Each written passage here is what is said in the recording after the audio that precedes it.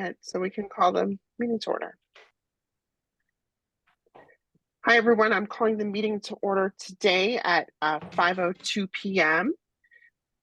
Let's move to our Pledge of Allegiance and the Goethe International Charter School Pledge. If everyone can stand for the Pledge of Allegiance. I pledge allegiance to the flag of the United States of America and to the republic for which it stands, one nation, under God, indivisible, with liberty and justice for all. Vicki, if we can turn to you and Casey for the pledge. As a citizen of the world, I will follow Goethe's circle of learning.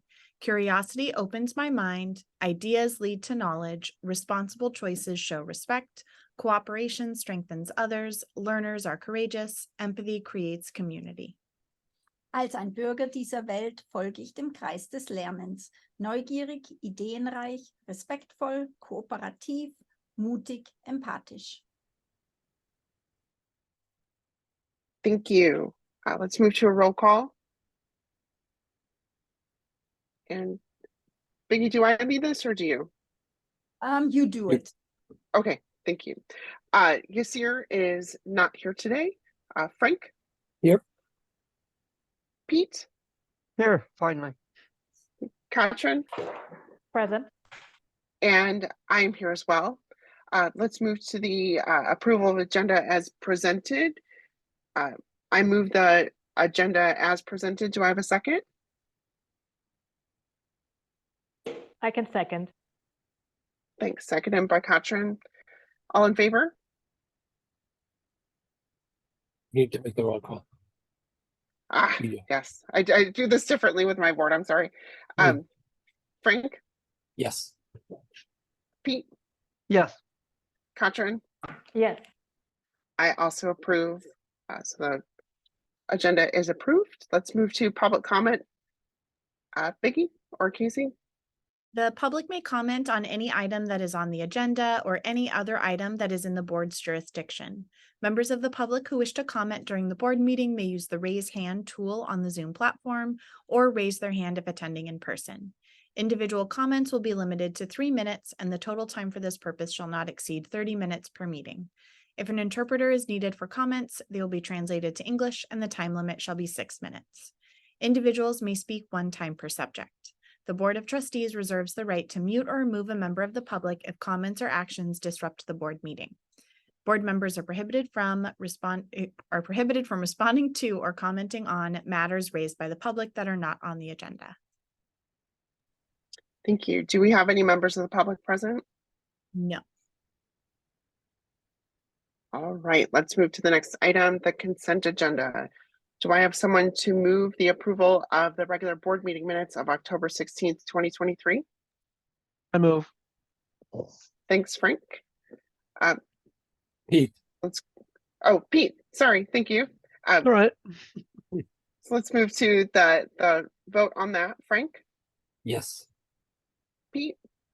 Yes. Katrin? Yes. Yes.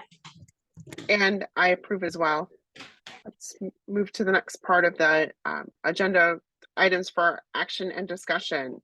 The leadership team reports. Vicki and Casey, please take it away.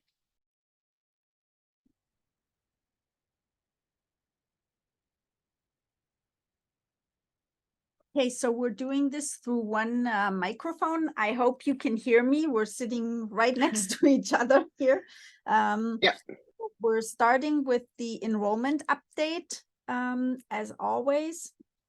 For this month, we're currently at 439 students enrolled, which is 9 students over budget. Again, most grade levels are fully enrolled and enrollment numbers are stable at this point. We know that we have a few adjustments in the next month or so, because we've already heard from people who are moving away during winter break. However, we also have the experience that when people move here, it's very often during winter break. So there may be also students that then join the school after winter break. But the expectation is that we're losing, I think, 4 or 5 students in the next 4 weeks due to moving away. Next slide. And that's just the breakdown of those 439 students. So you can see that some classes have more than 25 students, actually just one class or 2 classes in 4th grade. And otherwise we're good with the round about 25 students per class, what we have as our goal for enrollment, that no classes are bigger than the 25 students. As an average, we are at a little over 24 students at this point. Oh, can you go back quickly? For a slide that comes a little later. No, next Sorry. one. It's interesting. So the 18 classes that we have right now are 2 in each section, and then 1 in TK and 1 in 8th grade, which when I talk about the Prop 39 application, just since this is a nice visual, the application was done for 2 class section in each grade, from kindergarten through 8th grade, and 1 section in TK, so for 19 classes. So for our staffing update, unfortunately, we're still in the same overall situation in terms of those 2 full-time teaching positions, where the German kindergarten position and then the English 4th grade position are still being filled by long-term substitutes. We did have some internal movement of staff with one of these positions. Frau Becken, who had been doing the German kindergarten position, had some unexpected family personal reasons that needed her full-time attention. And so unfortunately, at the end of last month, she had to end her time with us. And so we moved Frau Michelle, who was our TK German instructional assistant, who also has a substitute credential and is on her has her early childhood education certificate. We moved her to fulfill that German kindergarten position. That was a really smooth transition because she had been helping out a little bit in kindergarten already, and she knows about half of those kids from last year's TK class as well. So we're very happy with that transition, how that's gone, and with Frau Michelle in that kindergarten German substitute position for the time being. We're still actively looking to fill these 2 full-time teaching positions. We have had some applications come through, and we've gone through the interview process with those applicants. Unfortunately, nothing that was able to get started for this school year has come about yet. So we'll continue that search process. With the instructional assistants, we mentioned at the last board meeting that we had filled the 1st grade one. And while the 2nd grade position was still opened, we had an offer out to an applicant. That applicant accepted right after our last board meeting. So the 2nd grade instructional assistant position has been filled as well.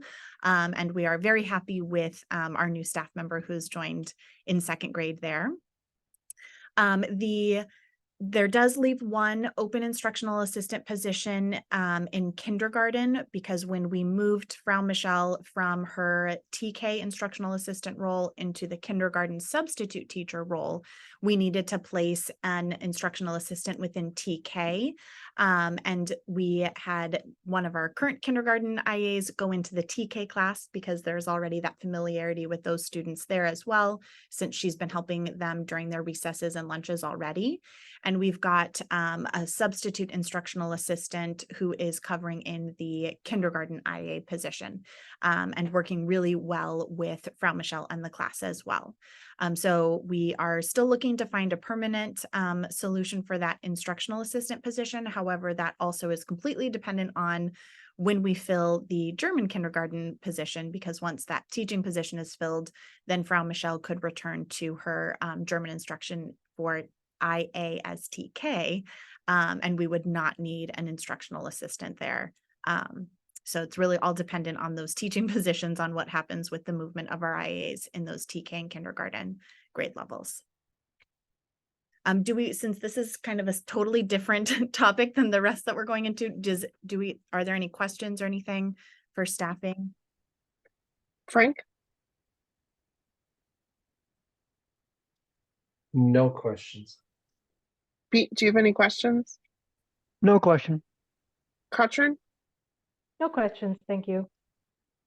I do have one question. From what I understand, one of the fourth grade German teachers will then be leaving at the end of this calendar year. How does that impact the future staffing for the fourth grade? Yeah, so we have currently one teacher who's out on maternity leave. And so for the long-term piece, she'll be returning and filling that position. We're in the process of determining if there's going to be any gap between the end of that teacher's maternity leave and the end of our current third, fourth grade German teachers' scheduled set time. So we're still working through the details of that because sometimes those maternity leaves extend a little bit longer than initially planned. And so we're in that process and we'll give an update at the with the next meeting. Great, thank you. Let's keep moving forward through the update. This is just a short or brief update that also moves into a question for the board that we can either discuss right then when I'm done with this slide, or at the end of the board meeting when we talk about future board meetings. So Charter Life is our vendor for health benefits for staff, has been for a long time. We're very happy with them. However, the one thing that is a little frustrating is that they are always really late with the release of their renewal contracts and renewal rates. And as of today, they have not been released yet. They are telling me that they will release all those documents this week, so that the contract could be with us during Thanksgiving break. However, in order to start with the open enrollment for staff, the board would need to approve that contract.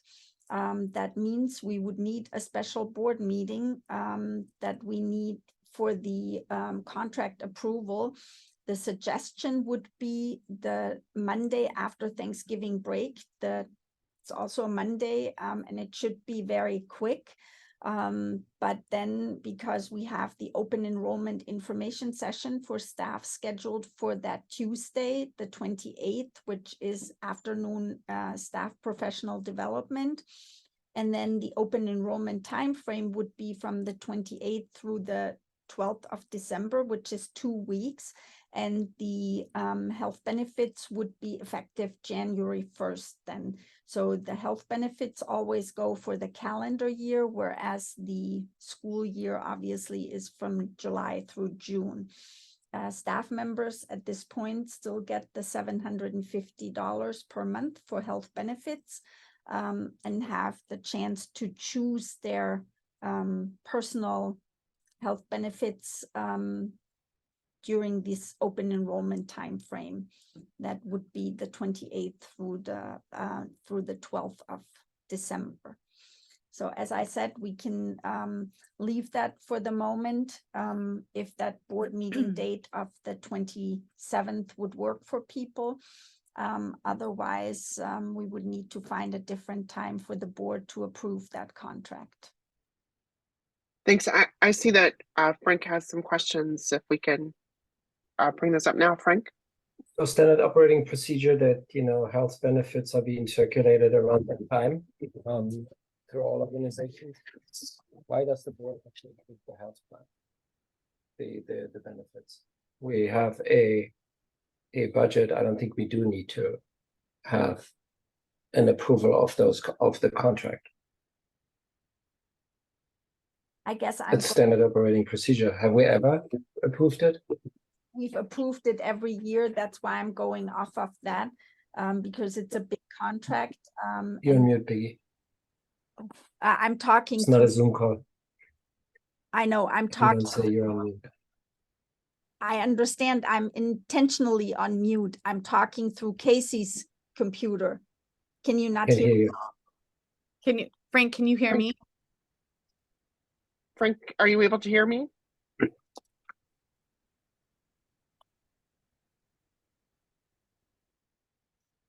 Did everybody else hear me? We can hear We you. can hear you.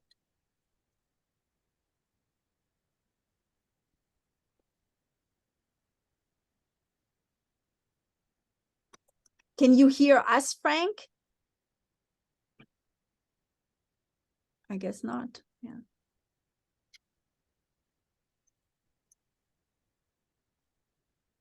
Vicky, do you have Frank's cell? Can you ping him and ask him to reconnect? Yeah. Oh, he's gonna leave and dial it again. Okay. So Uh, I'm bringing this to the board because it's the standard procedure that we've done for many, many years, that we've approved this big contract. And it's a good practice that we're approving it on the board level.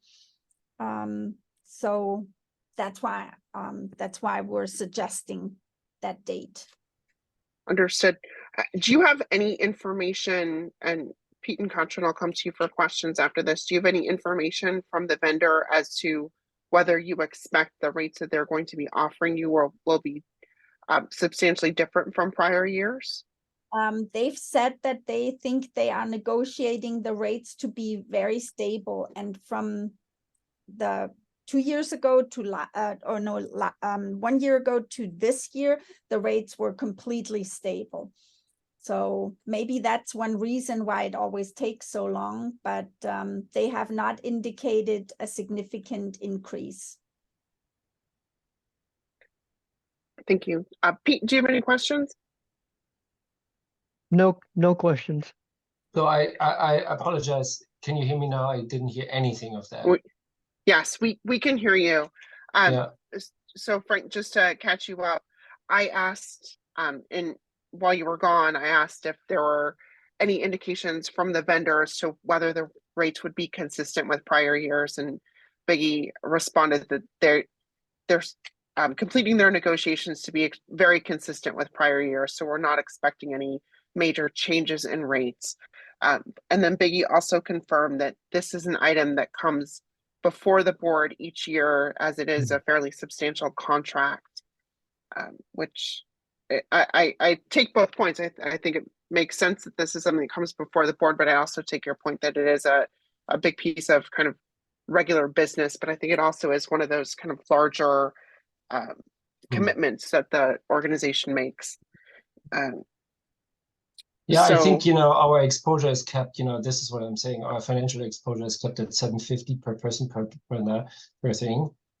person per month.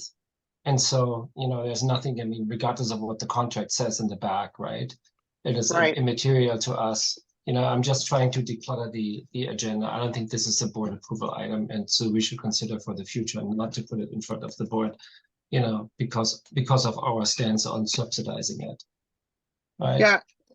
So I think that that's a good action item to take on. I don't think we should necessarily change procedure this year, but I think in advance of next year that we should really look at Yeah. how this comes to the board and making sure that we understand the scope and what it means both for the board to act on this and for the board not to act on this, and just make sure we have a clear, consistent path on that, and see if there's a way to change that for our board agenda purposes.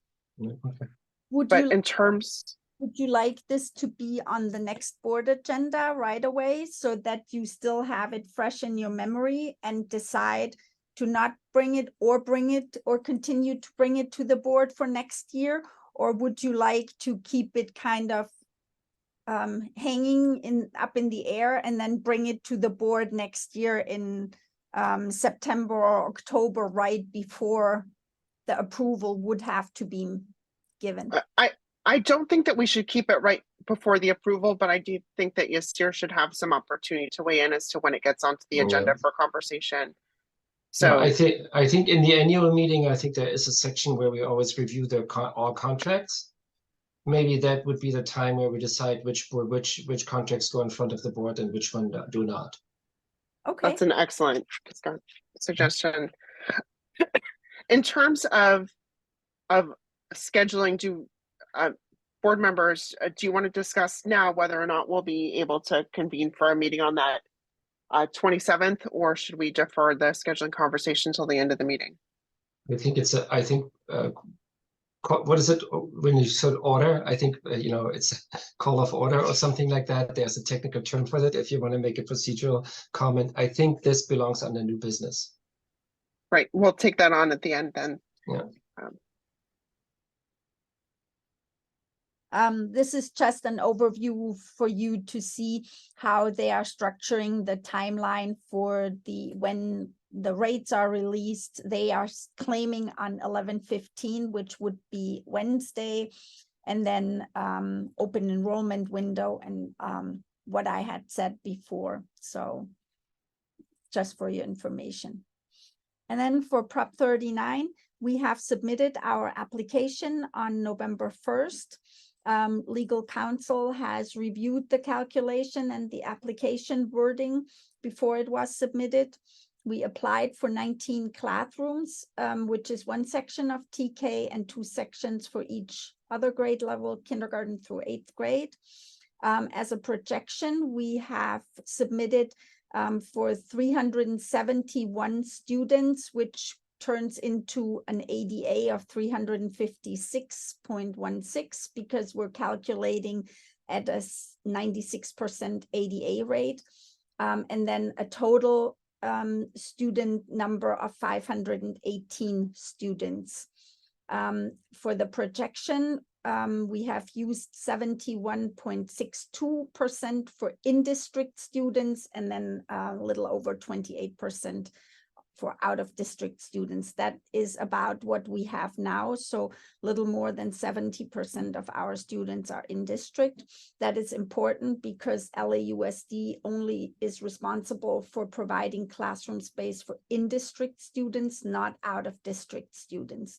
So that makes it always very hard for us to get the right number of classroom spaces because we have so many out-of-district students at this time. And the next step is that LAUSD will communicate to us by December 1st, their in-district ADA calculation that could be in agreement with our 356 that we projected, or it could be lower. And then we have the opportunity by January 1st to send in a letter that explains again why we think that our projection is correct. And then by February 1st, we will get the preliminary offer that then is based on either our projection or possibly the corrected LAUSD projection. Any questions regarding Prop 39? Frank, do you have any questions? No questions. Pete? Nope, no questions. Katrin? Any updates on the Goldberg revals? There's another slide in there. Okay, I'll wait. Thank you. And I do have a question on the 497 that I see here, or on the 518 students total. If this is an application for 19 classrooms, but we're currently at 18 classrooms with our current enrollment, do these numbers align with where we are? Yes and no. So right now, not all classes are fully enrolled, number one. So we could have a few more students and still have the same number of classrooms. And the 518 is pretty much all students that we have right now rolled forward one grade level and then projected for TK and K, the same number of students that we have now. And then for 8th grade, an extra class. Right now, we could have more students for the existing classroom space. And therefore it's not a one-to-one calculation. So it's a little higher than what we would have if we took our current students. And the reason is also because we have some in-district applications or interest forms for classes that are right now fully enrolled. And we go by a number of 25 per classroom, but the district would allow us to go up to 30. And since we had these intent to enroll forms, we put them in, which then afterwards, when they agreed to a certain projected ADA number, they don't tell us how to use those classrooms. So if we get a certain classroom space that gives us more flexibility afterwards, even though we now put students in that application that we most likely would not put in classrooms actually, because we wouldn't put 29 kids in a 4th grade classroom or 29 kids in a 1st grade classroom, even though we put it in that application right now.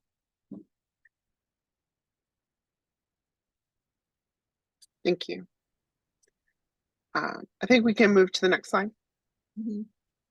You want to do that? Yeah. So we are having our annual oversight visit from the district very early this year.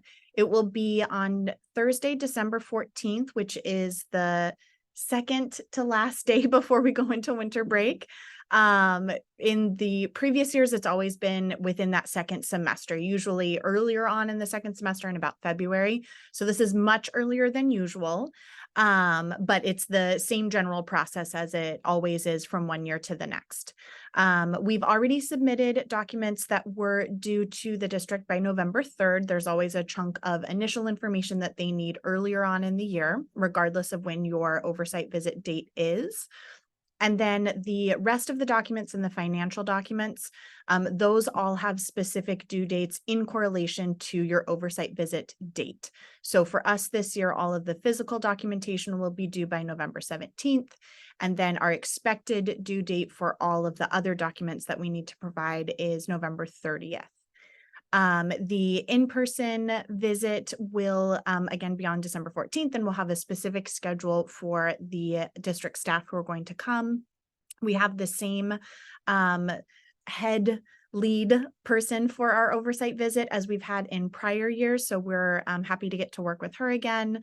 And we'll have more detailed information about the exact details of the day of visit and what is required and expected when we return from Thanksgiving break. It's also the same fiscal person, which is good because both those people have known the school for multiple years now, and they've watched how the performances of students have developed over the last couple of years, and they've watched how the financials have developed.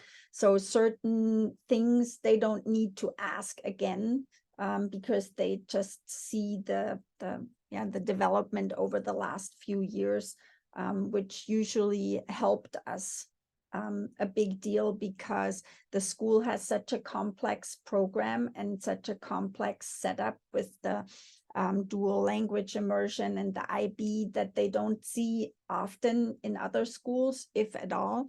So it's good if they know what we're doing due to the fact that they've been here multiple years now and have seen all our specifics.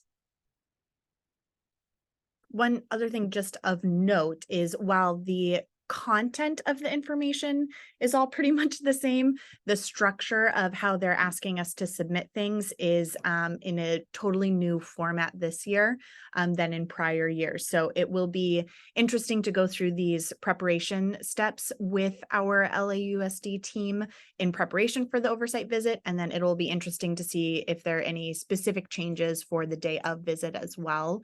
Yeah, not sure the reason for these changes, but there's marked differences in the organization of the materials and the specific examples that they're looking to see this year. Any oversight questions before we move on? Any Yeah, oversight so questions? sorry. Go on. So the change of order, so it's a change of order, is there a change of substance? Yes. So the information that they're looking for is consistent with years past, but like one big example is the November 3rd date that we just passed. Typically, they wanted just kind of the overview of the documents, and then all of your supporting evidence you would submit with your oversight visit date that was 10 days prior to the actual visit. But this year, for that November 3rd, they wanted all of the information already, which essentially is the way it was organized previously was there were 4 binders. And so it was that 4th binder was completely already submitted by us on November 3rd, which typically we wouldn't do until our day of visit. Also with the academic program, they're not looking in, whereas in previous years it was give us all of your information about everything.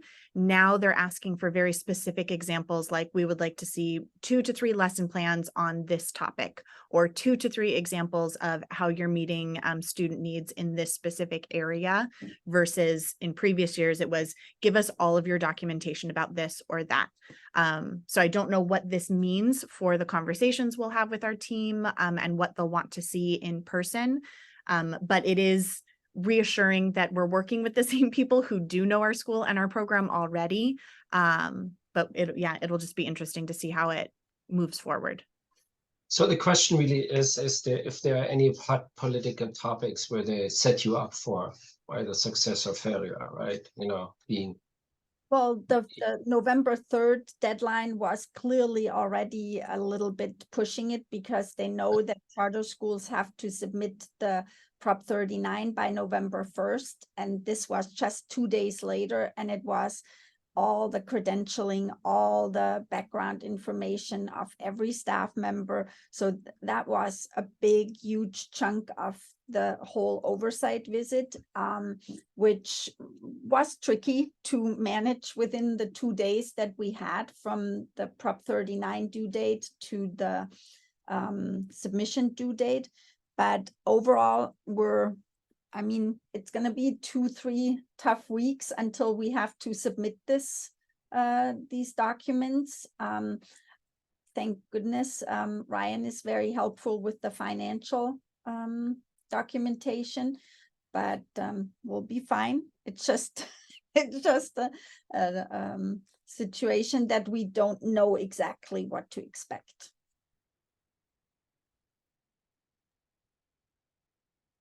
Pete, any other questions?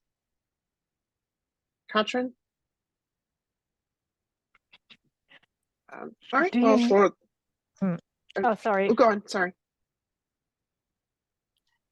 Do you need any kind of board presence? In the past, this wasn't the case. Did anything change now that Chris is gone? Do you need any kind of additional support from us?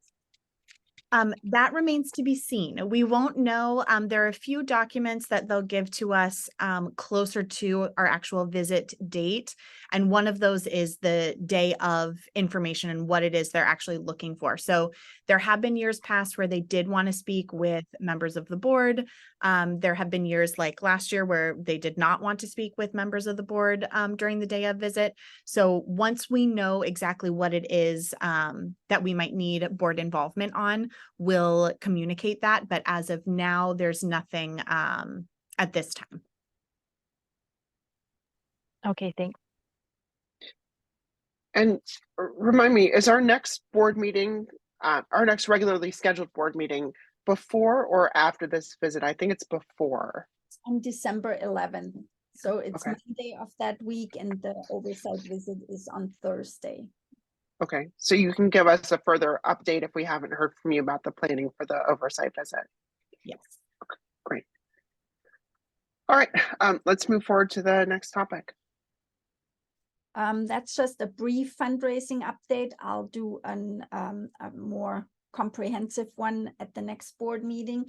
We have completed the annual giving campaign. So far, we've received a little bit over $166,000, and we have $192,000 pledged at this point, with a almost 61% school-wide participation rate for the pledge drive.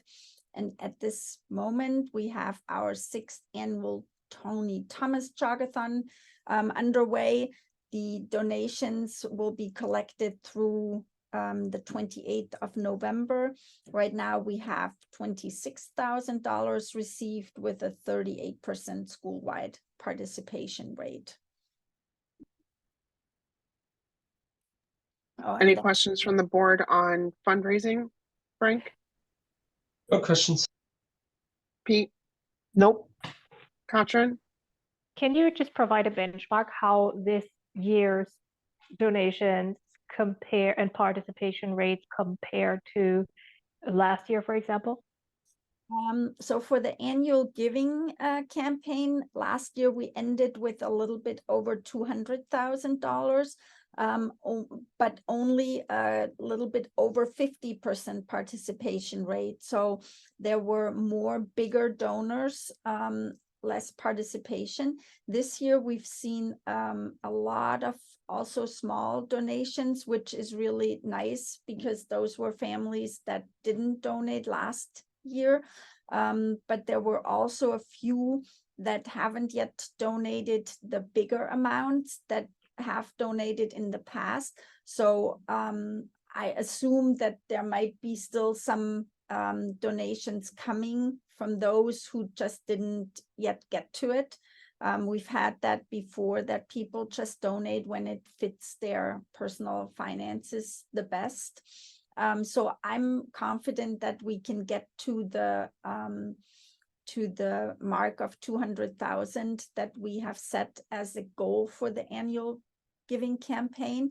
And I'm really happy about the participation rate being more than 60%. That's really good compared to the last few years. And for the Jogathon, we're a little behind in the donations. So last year, I think we ended with about 42 or 43,000. Now it's only 4 days to the Jogathon, but on a daily basis, in the last 2 or 3 days, there were probably 30, 40, if not more donations coming in. So it just depends what amounts those are. This number could quickly go up if there are multiple $100+ donations. You just don't know. And then we also still have the whole week of Thanksgiving, which is after the event, but people can still collect donations when they go see their family and friends throughout the break. So as I said, we're a little behind on where we would stand last year around that time, but there's a lot still possible for the end number.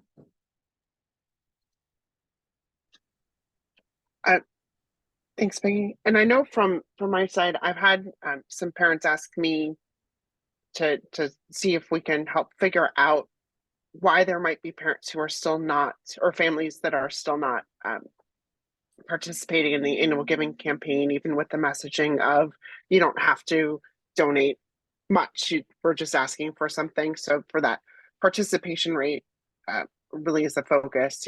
So I know that there's a lot of parent interest in helping to figure out what it is that might be causing people to not be participating. So I don't know if that administration has given any thought to how to help figure that out or how to help target this discussion. Clearly something is going well with a higher participation rate, but also there's still also a lot of opportunity within that participation rate.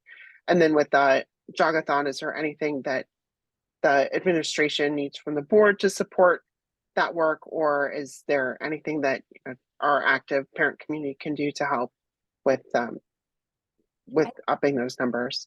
I think that that we do whatever is needed. It's just a question of when people donate.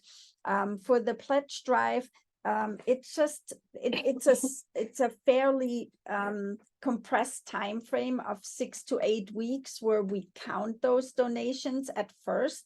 And then we have still a lot of people that have recurring payments set up, so the number will increase. And then it's clear that there are some people that either specifically choose to not donate. Maybe they modify their house or something, and they just don't have the resources this year. Maybe it's just not the right timing. But I will continue to send out messages probably once a month saying, hey, even though the pledge drive is over, it still counts towards the annual giving campaign. Maybe you want to donate right now if you didn't do it prior to or during the actual time frame. So I think it's often just a question of reminding people, because then they say, oh, I didn't do it yet. I just had one person at the Lantern Fest coming up to me and saying, hey, can I still donate? I didn't get to it during the time frame. And so I guess it also needs the reminder to people that after the time frame, it's not cut off and you can't donate anymore. You can still donate. It's just that we then move on to the next event and not do so much communication around it anymore. And for the Jogathon, I mean, there's a blast going out every other day, and people get enough reminders.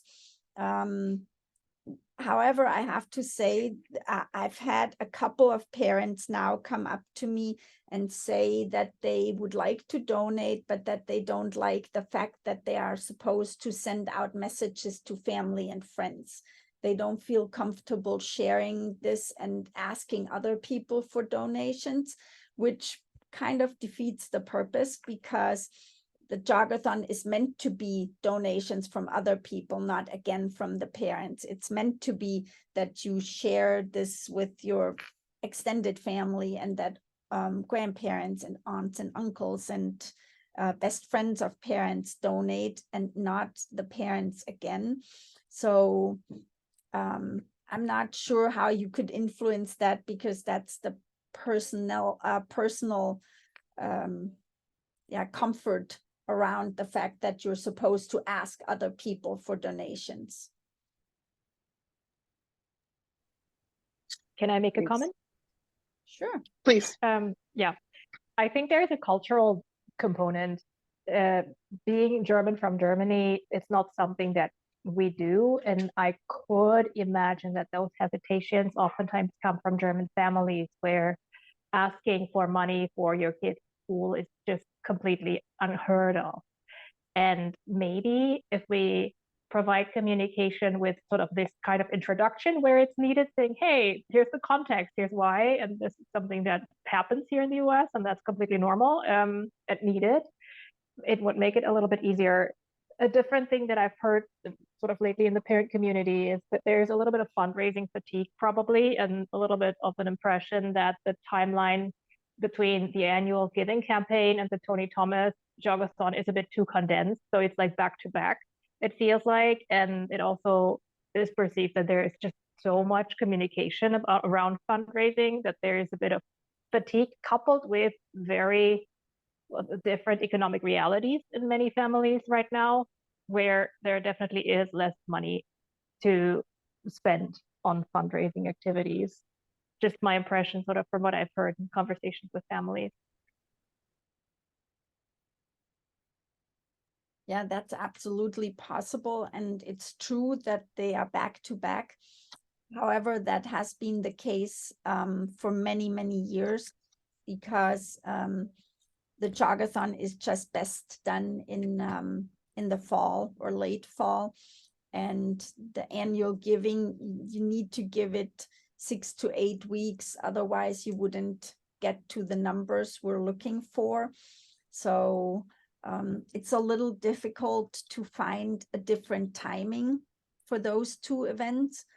But I agree, we could possibly do a little more with regard to communication, especially for German families, because it is very unusual for a German family to do fundraising for the student or for the kids' school.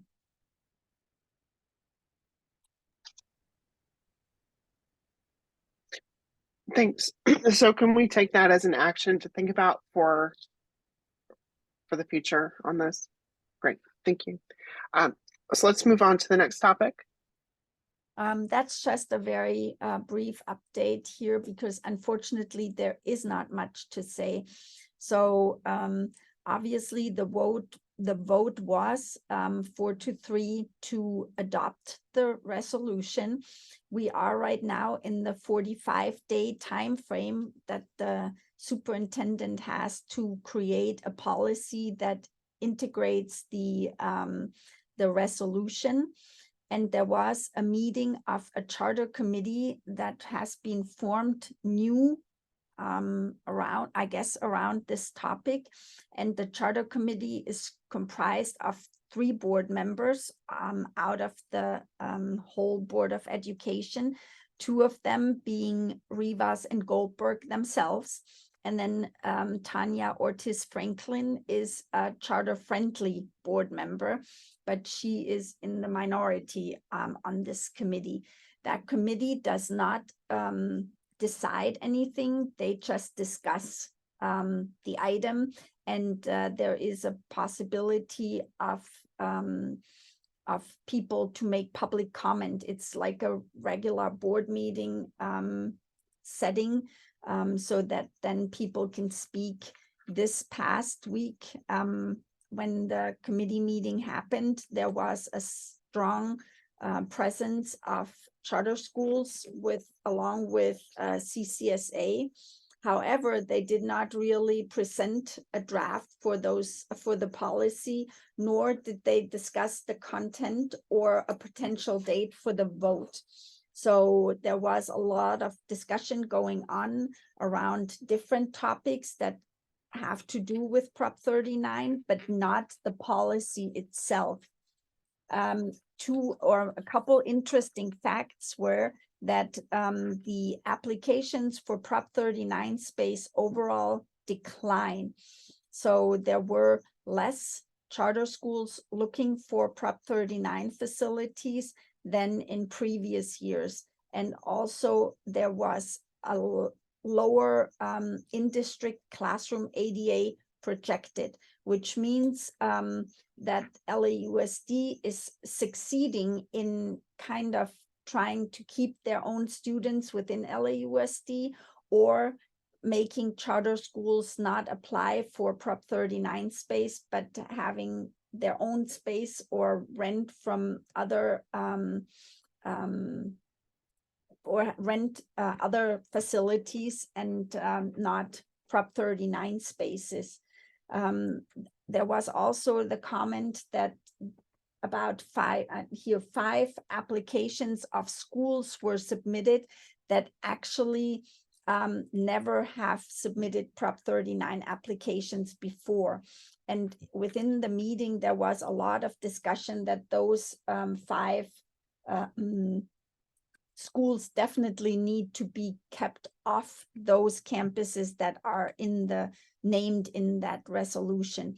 So as we know, our school here, the campus, is a community school, but there was always this underlying assumption that existing co-locations would not be touched, only new co-locations. So within that meeting on Tuesday, there was a lot of talk that these new applications should definitely not be placed on any of those either community school, priority school, or Black Student Achievement Plan schools campuses. So they are trying to stick with the fact that they say only new applications, but we'll see if they keep with it. There is another charter committee meeting scheduled for December, but we don't know if in the meantime the Board of Education itself will pick up the topic, or if they basically wait until this next month meeting of the charter committee and then the first draft of the policy is being presented. Even CCSA doesn't know anything about the policy. So even though it was on this board agenda, they did not present the materials. They just talked around it, but did not actually present the policy itself. So at this point, unfortunately, we don't know really more. At this point, we're just following the regular Prop 39 process with the application on November 1st, with the expectation that on December 1st, we get the LAUSD counter projection, and then just moving on and seeing how this whole topic develops within those few committees that they founded, this charter committee, then there's the committee of the whole, and then there's the Board of Education itself.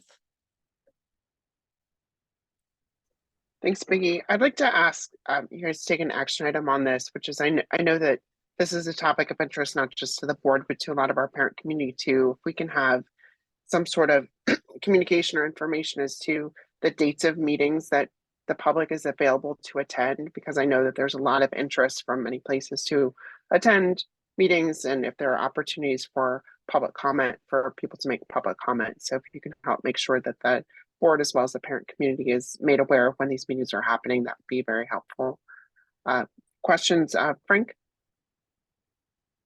Just comment, I presume that, or comment, I presume that the CC Charter School Association is spearheading, the campaign, making sure that there's enough presentation for public input in the hearing. They can't decide, the board can only decide if they have a real document. If they don't present a document, there's nothing to decide for the board. So if the meeting, they need to come, the meeting needs to come to a conclusion on it, regardless of it, after public comment. Public comment needs to be captured and probably needs to be reiterated then before the board votes on it. So there's ample time for the community to get involved, but I'm hoping that the whole political outreach is being managed by the Charter School Association. Can you confirm, Biggie? They do. They, unfortunately, though, it's always extremely last minute. So you get a call to action a day or two prior to the meeting.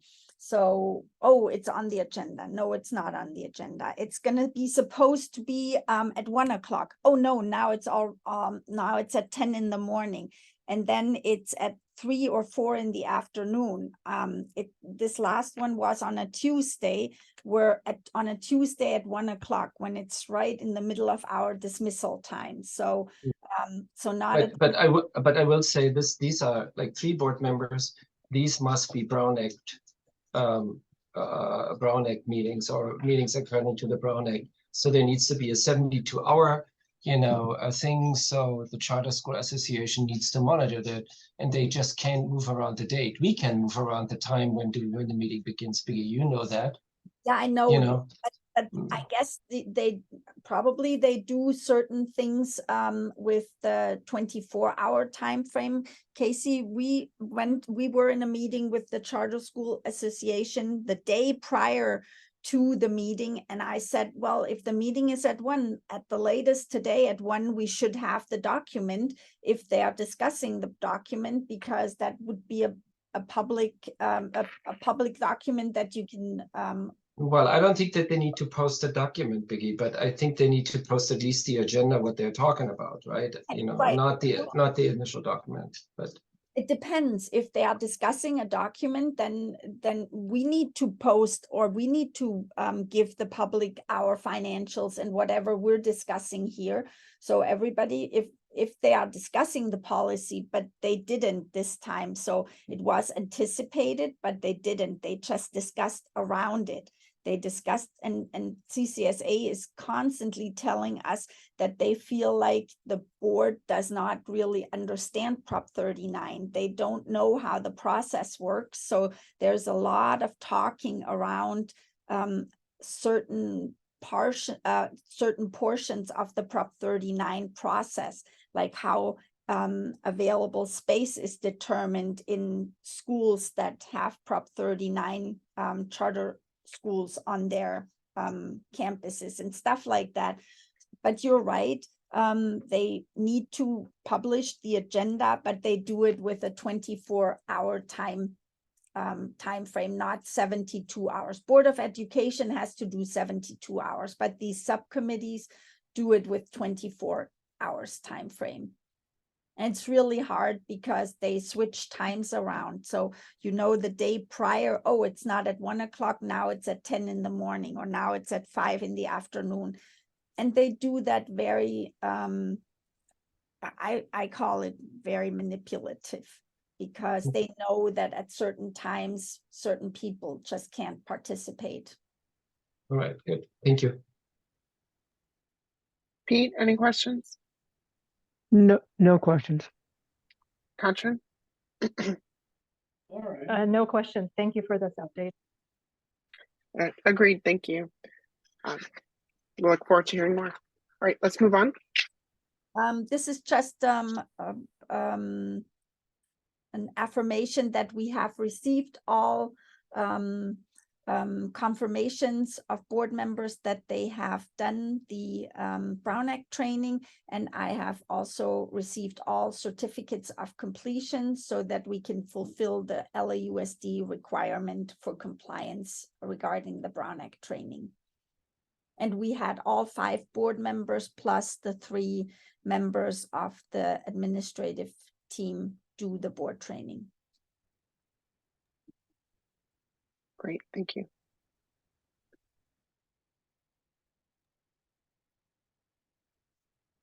And then there's still another portion, Casey? That's Yeah, a different yes. presentation. All right, so this is going to be pretty short because we've already shared a lot of the testing information in prior board meetings, but we did just want to kind of take a whole look at the Goethe exclusive student achievement measures since we're getting close to the end of this first semester. So starting with student demographics, our numbers and percentages of our student body is pretty similar to what it was last year. So this table just lays out our total student number, which is 439 currently, and then how many students we have in special ed, how many are currently classified as English learners, and then the breakdown of our ethnicities. These percentages are all pretty similar to what we had in previous years.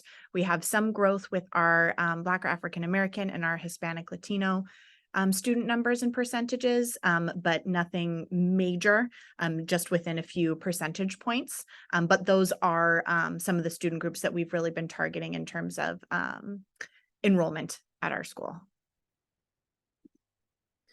Similarly with our families, again, the breakdown of the concentration of the location from where our families are residing is really, really similar. We did get a higher concentration of families living within Inglewood, which does not help our in-district numbers, but we're happy to have those families with our school. But again, nothing too different from last year to this year. So looking at the grades, these are our middle school grades distribution over time. So comparing the 2021-22 school year with last year with where we currently are in November of this school year. The middle school grades are done on more of a traditional grading system, so A through F. You can see that from one year to the next, we've got more of our students who are in those A grade range rather than in the lower grades, but again, pretty similar in terms of the breakdown across the grade levels over time. Again, to note, these are full year. So this is end of the year for 2021-22 and 22-23. And this is just where we are with these first few months of school. So we'll keep monitoring the distribution of grades over time.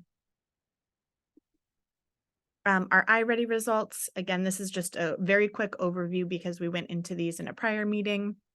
But our language arts for reading and then math grades, this is for the September, August. So where our kids were entering in the school year. We will take our second iReady benchmark assessment after the winter break. And so at the February meeting, I'll have updates so we can compare and look at the growth from beginning of the year till then.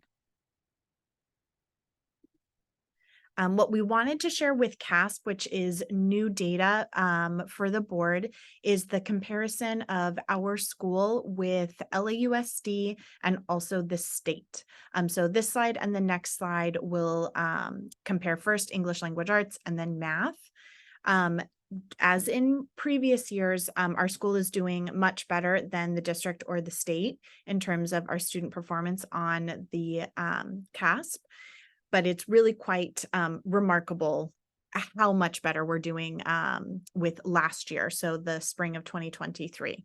So you can see where our exceeding standards and meeting standards breakdown is in comparison with LAUSD, and then also with the state. So LAUSD and the state are pretty comparable there, although the overall state average is better.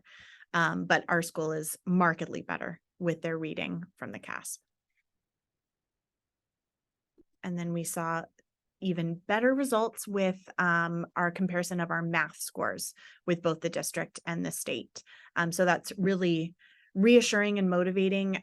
We got the California Distinguished School Award last year from the these results. And so it was super motivating to just see exactly why we got that distinction when you compare with the rest of the district and then the state. And that wraps up the Goethe exclusive student achievement measures presentation for this point of the year. Thanks, Casey. Frank, any questions or comments? No, just a comment. So if our students like term out of the school, 8th graders, right, and they go off to high school, I think in the recommendation letters, we should, for those kids, have like all our, not our accomplishments, but state, oh, distinguished school applicant, right? Or stuff like that on the letterhead. I don't know whether we do it like this or, so that the school admission officers for high school, see, oh, they're coming from a good school with good grades or better than average grades. Yeah, absolutely. Are we doing it with the letter? Is the letter showing it? Yeah, the letterhead has at the bottom the California Distinguished School seal.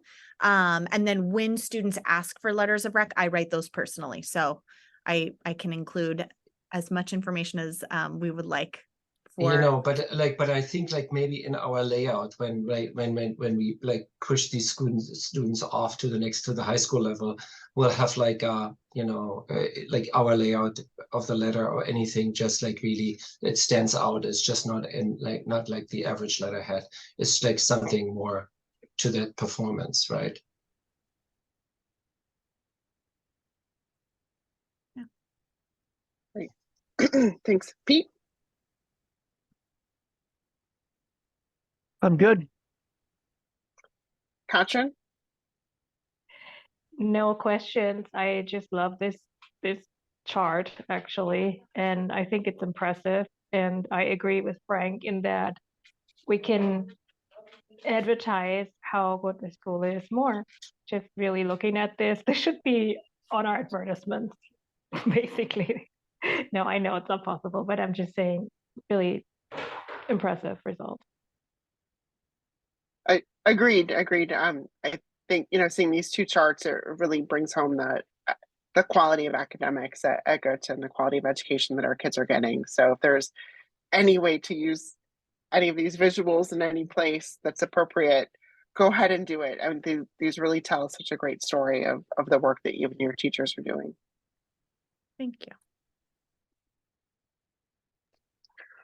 All right, well, let's move on to the next part of our agenda. That's our Finance Committee report. Frank, I will turn this over to you and to Ryan. We do need to have a motion to discuss, so maybe we'll.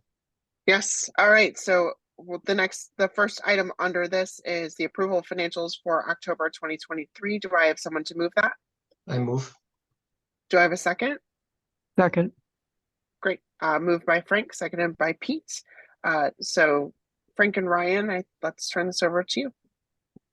It's Ryan Sherwood. The Finance Committee has reviewed and has recommended the adoption, has reviewed the financials and has recommended the adoption of the presented financial. But with that, I'm handing it over to Ryan.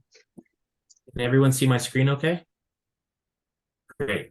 Yes. So tonight on November 13th, we have our October financials. And October is a significant month because October is the first interim financial report that will be submitted to LAUSD through the state accounting code system. So this is the October financials in our format, our financial dashboard. And through October, we have enrollment information through month 2. And as of month 2, we ended with 440 students. And I just wanted to point out that that's as of month 2, not as of today. So I believe earlier in the meeting, Biggie had mentioned that we're now at 439 students. But this was at the point in time of month 2. However, even though we have been achieving higher enrollment and higher ADA for this school year, we have not yet adjusted our financial dashboard, or our financial forecast rather, to reflect the additional enrollment revenue. So as each month has gone by, we have been realizing additional funding, but not relying on it for this school year. So while we lost 1 student, nothing changed from our projection from the previous month, other than we are realizing the actual positive variance from our original budget. And the other thing that I did want to point out is our average daily attendance percentage was budgeted at 95%. And through month 2, we've been averaging 96%. So we are outperforming our enrollment and our ADA as of these October financials. Looking at the income statement, LCFF, our local control funding formula, is projected to be $16,000 higher for this school year than originally budgeted for, and that is directly based on achieving higher ADA in months 1 and 2. So as each month is going by, that number should be increasing as we have new enrollment information coming in. On the state side, which is the other significant variance for the year, we have about 14,000 more in other state, and that has to do with the timing of one-time funds and when they're being spent. So we are looking at about a $14,000 increase in our budgeted revenue in that category based on the timing of eligible expenditures. Looking at expenses, we do have big variances as it relates to salaries. And they're mostly the cause of open positions, I believe. So as you can see in our certificated salaries, we've achieved we're projecting about 51,000 in savings for the year. And that's being offset by additional classified salaries of 37,000. So it's netting to budget savings, but it is a different staffing plan than we originally budgeted for. So it is resulting in a variance. On the benefits side, we have been reviewing the benefit invoices as they come in each month. And as of October, we've actually achieved real savings of $8,000. So those are real savings for the year in benefits. And it looks, if we're looking at the trend, it looks as though we will continue to experience some savings in the benefits as we continue throughout the school year. On the operating expense side, we're over budget by about $16,000. And the main driver there has to do with our advertisement and recruitment expenditures in efforts to attract and find a new executive director for the organization. As of, there's been no change from the previous board meetings. In the month of July, we experienced a higher expenditure, and it's just held constant. So we're about 14,000 higher in that category for the year, but that hasn't changed from previous meetings.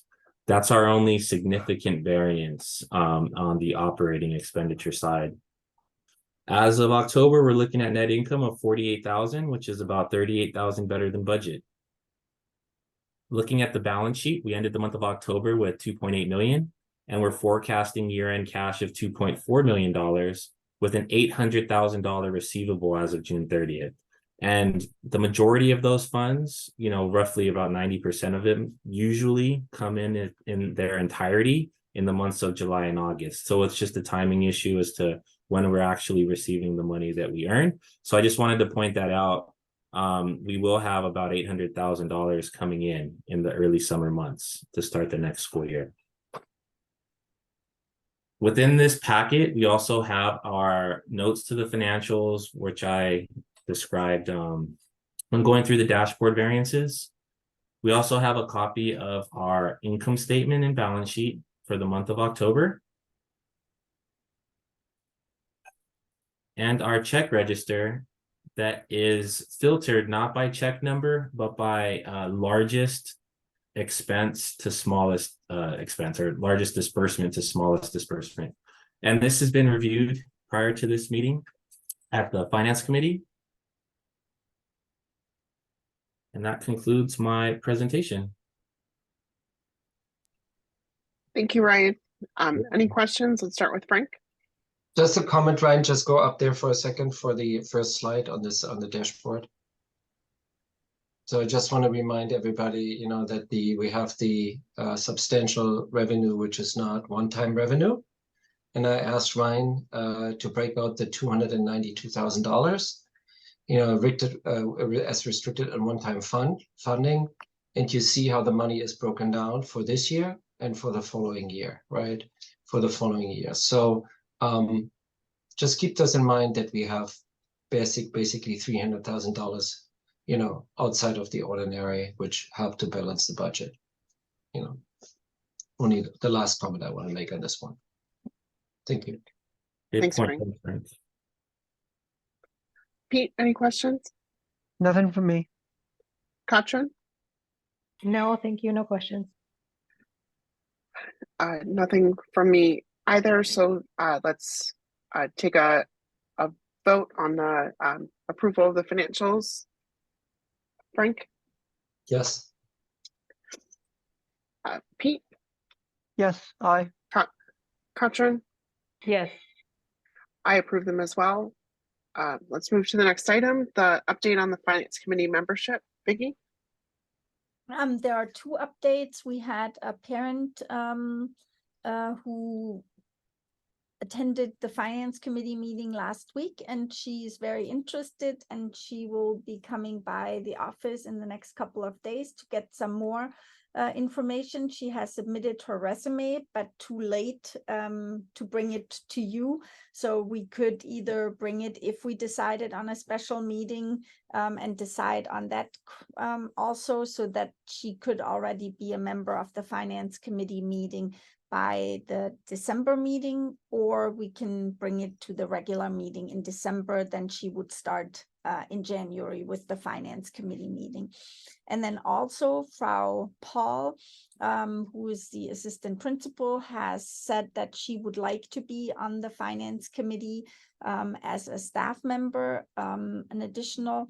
So I will bring that also forward to your vote or appointment at the next possible meeting. Great. The two positive updates there. Any questions from board members? Just call them out if you have it. Yes, but from Katrin, just a quick refresher, please, Biggie. How does it work? Does the board approve parent members of the finance or other committees? Yes, since the Finance Committee is a board committee, the board appoints a member to that committee. So I would submit the resume to you, and then you would decide if you agree to appoint that person to the Finance Committee. Thank you. And Frank, did you want to add anything? Nope. All right, let's move on to the next item, the banking update. I see that's with Frank and Brian. You're muted. We just closed two Wells Fargo bank accounts. You know, which were finally, there was no more transaction, and the bank accounts are finally closed. So there's no further relationship with banking accounts with Wells Fargo.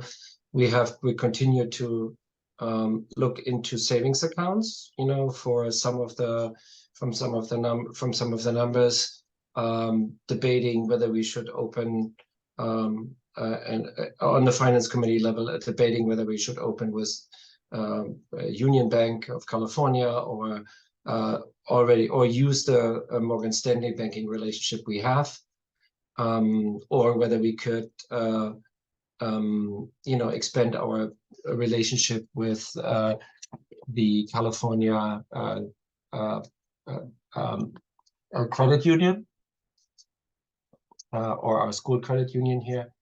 You know, all subject to FDIC insurance, right? So what was John want to make sure, you know, that with the recent bank failures, that our money, you know, and the money we have fiduciary responsibility is adequately protected.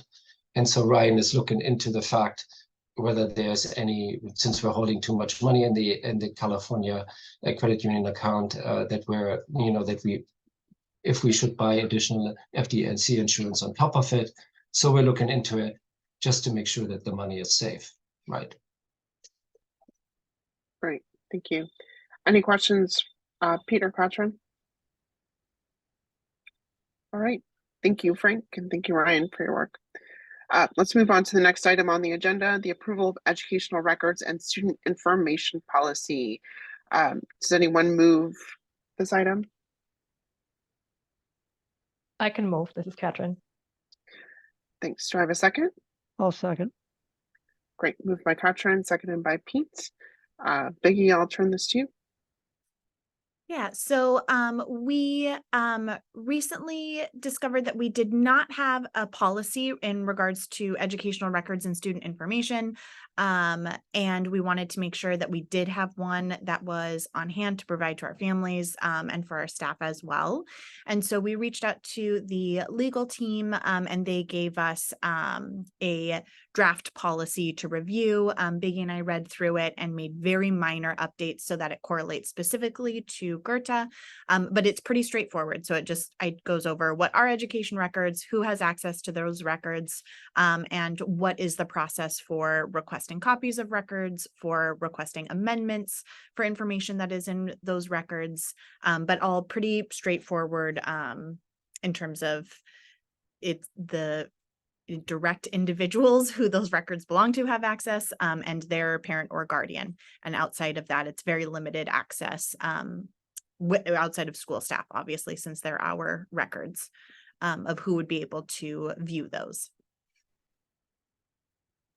And I thank you. Sorry. Moving on with questions. I do have one to start, and then we'll move on to the other board members. Did the legal team confirm when they did this that they reviewed it in conjunction with California's privacy laws? Yes. Okay, thanks. Frank, any questions? Nope. Pete? Nope. Katrin? Couple of comments, perhaps. I've reviewed the policy. It looks comprehensive. What would be the process to communicate policies, new policies like this one, to the parent community, just to make sure that they're aware of such policies and changes to them? And also, is there a regular policy revision process that you have at Goethe, or should we put an annotation on the policy that this policy is being reviewed on such and such regular cadence, just to ensure that it reflects the latest, perhaps, developments for student records retention? Yeah, so with all of our policies, typically what we do is at the end of the school year over the summertime, spring into summer, we review the policies, make sure they're up to date for the upcoming school year. And then there were also, we have been talking about, because not all of them are officially board approved policies. Some have just been in place since before I was here, but upon talking with Biggie about the process, we realized that not all of these have been board approved. So this is actually a larger conversation that Biggie and I were starting to have, that we would be coming to you guys soon about. So we can really refine and make sure, because there are some policies that we do bring to the board and need to be board approved every time. And then there's some, like I said, that have just always been in place. In terms of notifying families, there are some things that we need to do annual notification of. So whether that's a letter that goes home, hard copy in red folders with students, or that we send out via email with a link to the full policy itself. There are a few different ways that we can get that information out. For this new policy, this one does require annual notification. So we would, at the beginning of every school year, need to remind families of their rights and where to find the policies. We typically put these available on the website, if I'm correct, Biggie, so that families have access to them, but they're also always available within the office as well for anyone who's requesting them. I think it would be a nice or a good practice for us to, number one, have a list of the policies and when they were approved, so that, and then to determine a certain time frame when they should be reviewed every couple of years, or however the board wants to do that. We were also at some point given a list of policies that every school should have, and we have a number of them, but by far not all of them that were recommended from the legal team. So that would be also something that could be discussed at some point if we wanted to add to the policy pool the ones that we don't have right now. This one just came about because we were asked by a parent what the policy is in that regard, and we found that we didn't have one. So that's why then we acted on it. But in order to be proactive with it, it might be a good idea to review all the policies and then also see what policies would be really important to have that we don't have, and then defining a review schedule. Because, for example, the fiscal policies, they were approved in 2018, and we didn't review them or change them at this point. So that's a long time that they haven't been changed or reviewed. So there are other policies that are really kind of old. Every year, a lot of these policies are in the student handbook and in the employee handbook. And since you're approving those two handbooks every single year, those are always on the newest or on this, they have the best and newest version of them. However, there are other policies that are not in those handbooks, and for those, it might be a good idea to have review cycles determined. So this sounds like a really important compliance item for the board, or for the board to oversee and for the administration to take. So I think this is something that's really important to turn into an action item with actionable timeframes and goals as to when there will be a listing of all the policies put together, including, division of what already exists in the student handbook, what exists in the employee handbook, what is a board level policy, making sure we understand, because fiscal policies aren't quite the same as student policies such as this one, right? But making sure we understand those divisions, and then seeing that along with when's the last time it was revised, also understanding that list of where the gap is. It sounds like you guys already have information sufficient to do a gap analysis as to what policies don't exist yet within the school, to then understand what we need to prioritize if we do need to add on some additional ones. So if the administration can take that on as an action item to move this forward, it sounds like a really important thing to have happen, so we don't have the next time someone comes in and says, hey, what's your policy on this? And that's how we find out we didn't have one. I think that would be a good thing to take on. So if you can report back to us next time at our next regularly scheduled meeting on what the time frame is to get that completed, or if you have any updates at that point, that would be very helpful. Anything else from my fellow board members on this? Just not to belabor the issue, but there's a risk management technique which really goes into detail on compliance issues. It's called like it's a policy audit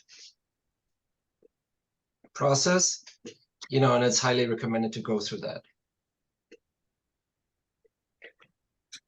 Thanks, Frank. So I think that makes sense, to incorporate that, to make sure we're not just making up the process, but following existing processes that are in place, or existing best practices, such as a policy audit. All right, so let's move on to our next item. First we need to vote on that. So let's consider the approval of the educational records and student information policy. Frank? Yes. Great. Pete? Yes. Katrin? Yes. I also approve, so we can determine this policy is in force. And let's move on to the next item. This is the approval of the vendor contract with Revolution Office. Do I have someone to move? I move. Great, thanks. And do I have a second? I'll second. Great, I'll moved by second. Frank, seconded by Pete. Biggie? So I put a number of documents in the Dropbox for you to look at. So I was contacted by that company Revolution Office, who is a main supplier for schools and offices around here for printers and copy machines. And they contacted me because they have a cooperation with CCSA, and they are providing better pricing for members of CCSA. So I had them come and make a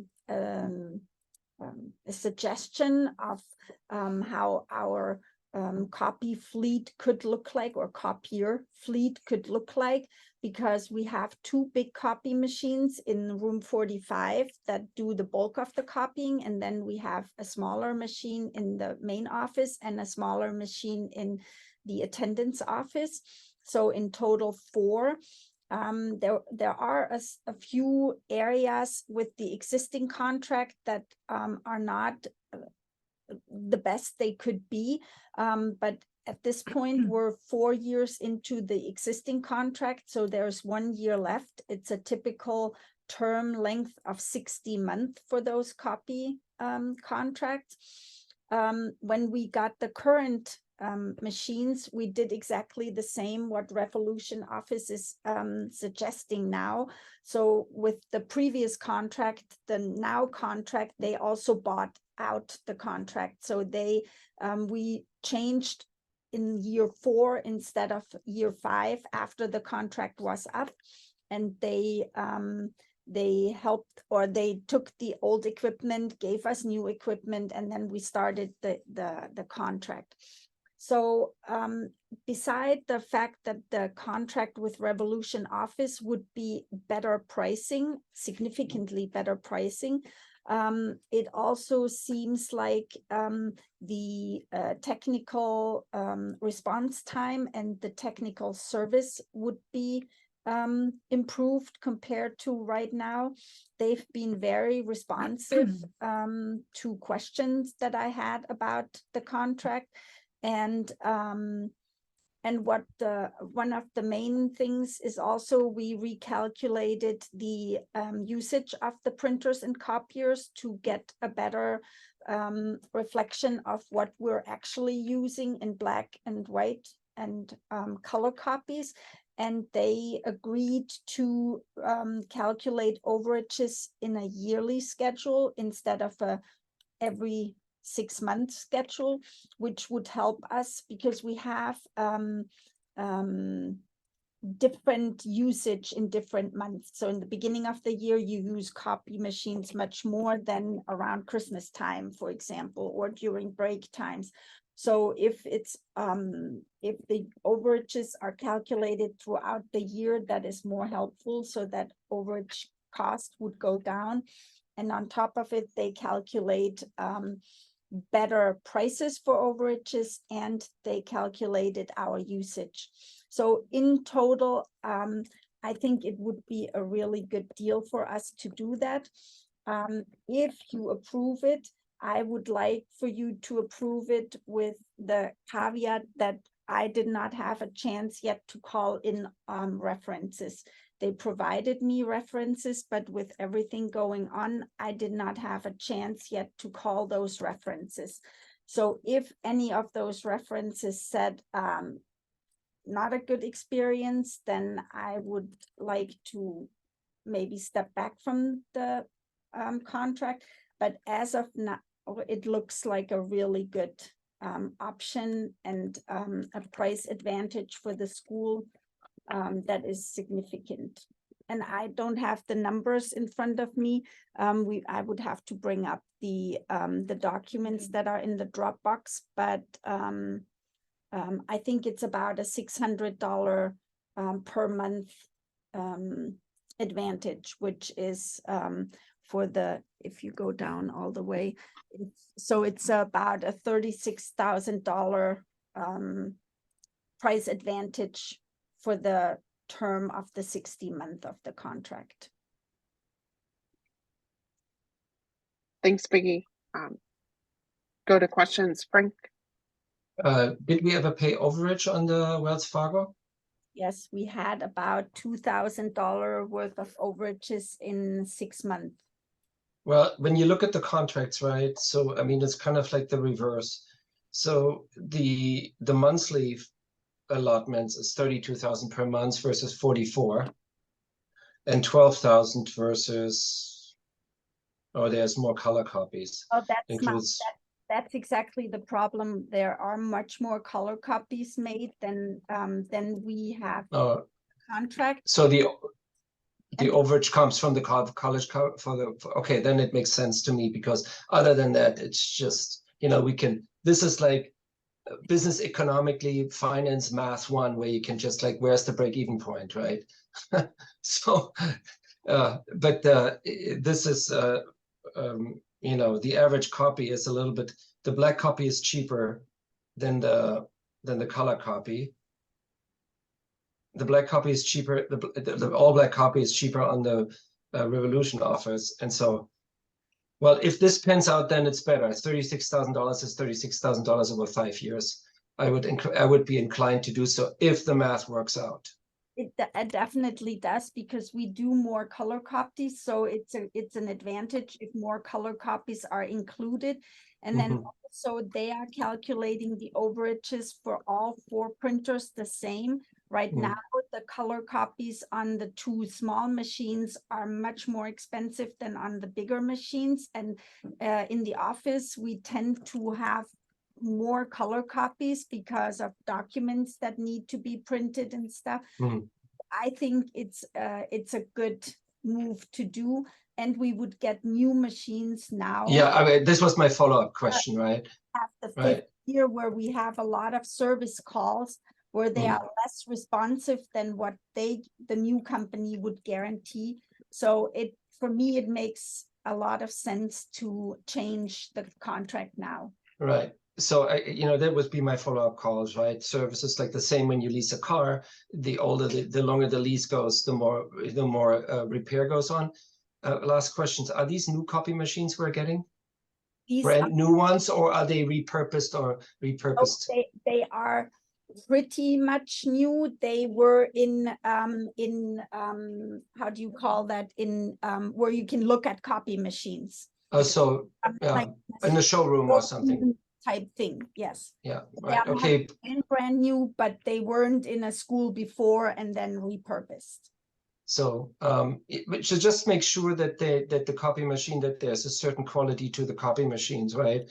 Because, you know, if just giving you a cheap contract and you get a cheap, you know, or an older machine, then what's the point, right?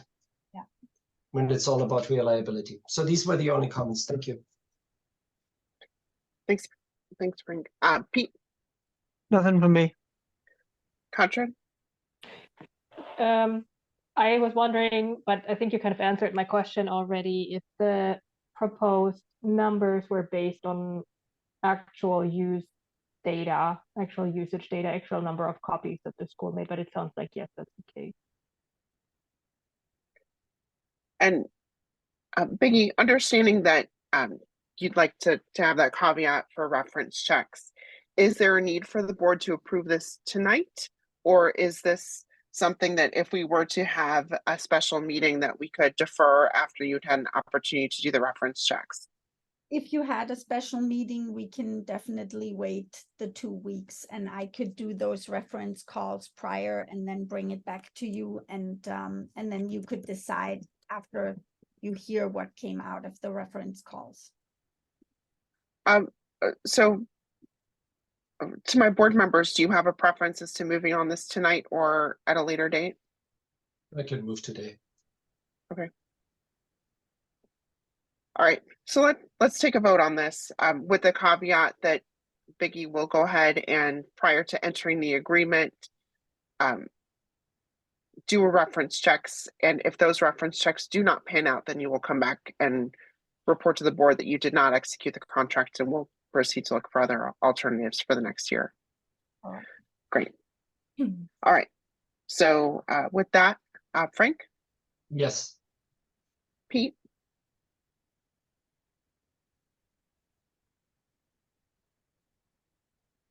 can't find your mute. Yes, Oh, there you There go. it is. Yes. Perfect.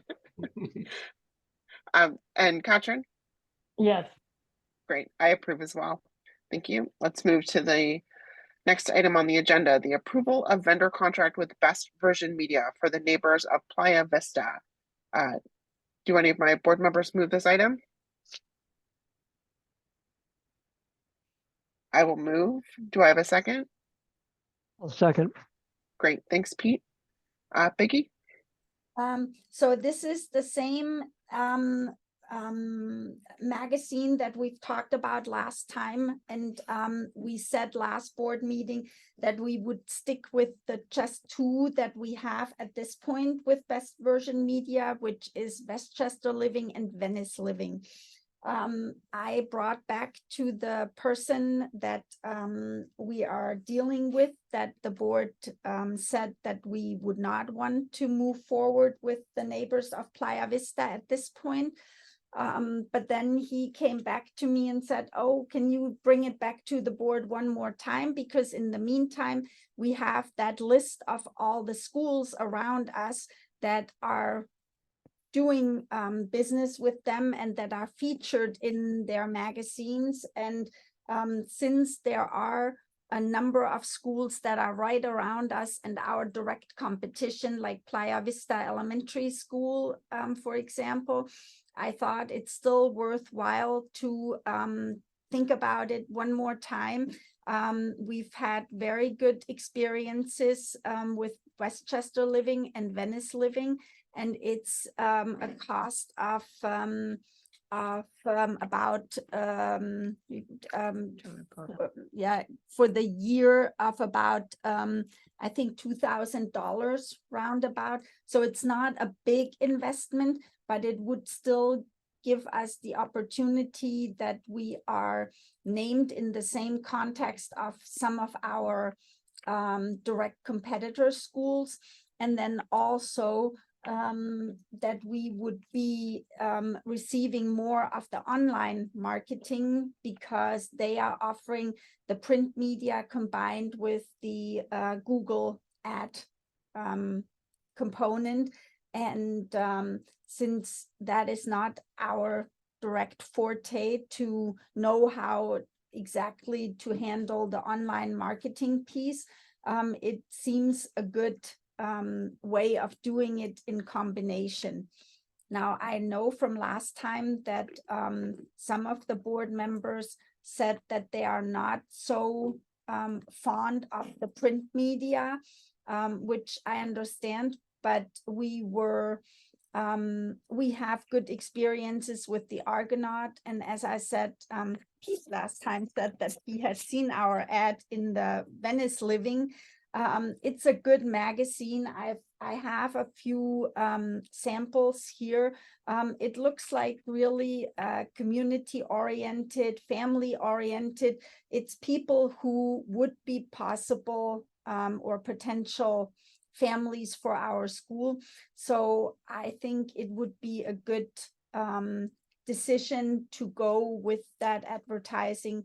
It's a 3-year contract, and we could, as I said, be in the same context of our competitor schools.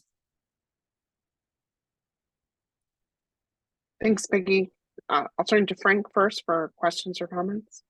No, like I made up my mind, so no questions, no comments. Pete, No questions. Thank you. and Katrin? Same as Frank, still same concerns as last time. Thanks. I too share in the same concerns. Let's should we move to the vote on this? Frank, No for me. Pete, Yes for me. Katrin, No from me. and I'm I'm between a yes and no on this. So, but I lean towards no, particularly with the 3-year term of the contract as well. So, this is not prepared to move forward. You know, Biggie, if It's fine. you've That I just bring it back because personally, I feel it would be a good a good way of putting our school out there in exactly the target area where we're looking for students, because the Playa Vista area is a neighborhood school, but also Playa Vista is a very good school themselves. So if we get those students to consider coming to our school, or those families, that would be a good addition to our population. But this is not brought to the board with a clear understanding that it's a yes or no. It just brought to the board as a discussion again, since I did not have the information who had signed up from the competitor schools at the time when I brought it to the board the last time. Great. Thank you for bringing it back. All right, let's move on to the next item in the agenda. New business, next steps, and follow-up meeting times. So we've heard a couple of items. One quick thing, it's not on the agenda, and we didn't, I forgot to put it in the in our presentation, but we were again voted best of the West Side with the Argonaut. So we won this whole thing, which is a really good success for the school, and which also warrants that we often do, or not often, but a couple times a year, do advertising in the Argonaut, because it's that target group that looks at the Argonaut that also is the voting population there. So just as a little FYI, the end. Right. Nicely done. Thank you. All right, so let's move on to next steps and follow-up meeting times. So we know that we need to have some sort of special meeting of the board in order to consider that the benefits contract. And we've identified possibly one other item that might need to be on the agenda, or maybe not. So I'm trying to keep notes here. Oh, it would be the if there's any sort of update, I think, on the visits coming through the school. But from for Sam, board members, there might also be an update to provide to the board in regards to the due process complaint. So there might be a need for a closed session, just depending on where we are with that process. okay. And is there any possibility for that to stay with our regularly scheduled board meeting as opposed to a It- special it- meeting? Based on the current information that I have, it sounds like it would be best to do that earlier if we're having a meeting earlier, Okay. because of just the time frame that we're working in. Okay, so if we take that into account, how much time do you think that we'll need for that board meeting inclusive of the closed session? So from a perspective of the health benefits contract, that's just a vote. That's very quick. And then with the piece with legal, I don't think a ton of time is needed. There would just be the need for a conversation about how we would move forward with our next steps. So it doesn't need to be very long, but it depends on what conversation the board would like to have. Okay. So I know Biggie, you proposed that we have this meeting on November 20th? No, November 27th. Yeah, the Monday after the Thanksgiving break. And if we kept with the same time of 5 p.m., then maybe that would be something that would possibly fit in your agenda. And I hope that it would be done in 30 minutes roundabout, if there is legal to discuss. If not, then it's done much faster. Okay. That works for me. Frank, does that work with your scheduling? But Yeah, I also have recall, I have a I have blocked my calendar for the 27th, 5 o'clock for an Great. hour. I leave on the 28th, so that's perfect. Okay, great. And also recall, we're going to need to make sure that we have quorum. So also consider if you'll be in Los Yeah. Angeles County or not for that. I know Yeah. I will be. Yeah. And then Pete? also, I mean, legal got a bruising last time, right? And so so they'll come prepared. Yeah.